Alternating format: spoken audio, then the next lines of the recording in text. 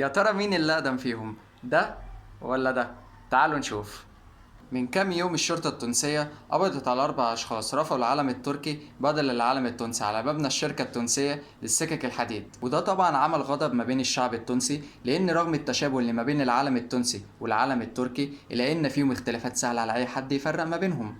لكن للأسف بعض الناس مازالت بتتلخبط ما بينهم، وخصوصا إن في ناس تانية فاكرة إن العلم التونسي متاخد من العلم التركي، لكن الحقيقة مش كده. وطبعا على مدار السنين اللي فاتت كان في مجموعة من الأعلام اللي كانت خاصة بدولة تونس، واللي كان أولهم هو علم الدولة الفاطمية، واللي كانت عاصمتها المهدية، واللي استمر وقتها من سنة 909 حتى سنة 1171 ميلاديا. والعلم التاني كان علم الدولة الحفصية، واللي كانت عاصمتها تونس في وقتها، واستمر العلم من سنة 1230 لحد سنة 1574. والعلم الثالث هو علم الإيالة التونسية، واللي كانت وقتها تونس تحت السيطرة العثمانية، واستمر العلم من سنة 1574 لحد سنة 1705. والعلم الرابع هو علم الدولة الحسنية، واللي كانوا من نسل حسين بن علي، واللي استمر العلم وقتها من سنة 1574 لحد سنة 1827. وأخيرا العلم الحالي المتعارف عليه واللي أمر بتصميمه حسين بيه الثاني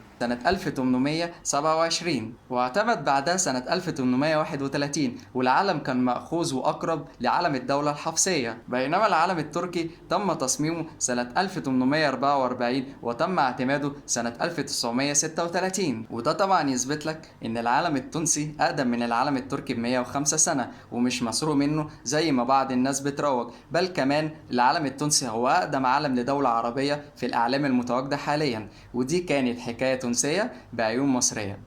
سلام.